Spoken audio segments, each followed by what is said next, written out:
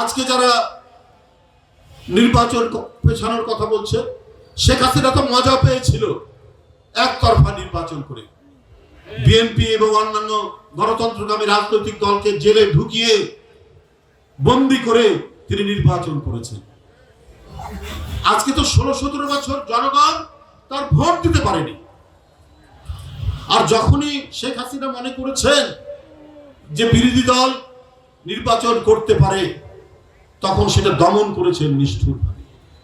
যে মহিলা তার একজন শিশু বাচ্চা প্রাইমারি স্কুলের ছাত্র, এই মিরপুরের আহনাফ মাসুম বাচ্চা একটি ছেলে, এই মুগ্ধ পানি লাগবে পানি বলে যে আর্তচিৎকার করে তার এক সঙ্গীকে নিজে গুলি খাচ্ছে, অথচ তার এক সঙ্গীর কাছে পানি নিয়ে যাচ্ছে।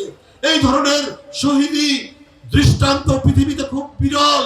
এই ধরনের আত্মদানের দৃষ্টান্ত এই পৃথিবী খুব কম দেখেছে। আপনার বেগম রোকেয়া বিশ্ববিদ্যালয় রংপুরের আবু সাইদ নিজের শার্টের বোতাম খুলে পুলিশকে গুলি করতে বলেছে, পুলিশ গুলি করছে, অথচ শেখ হাসিনা তার পরের দিন বলছে যে পুলিশ গুলি করেনি, ও নিজেরা গুলি করেছে।